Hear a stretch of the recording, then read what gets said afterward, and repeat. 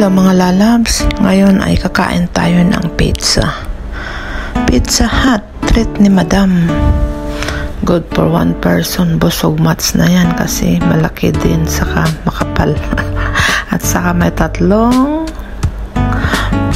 fried crispy shrimp. Yummy yummy. Masarap yan oh.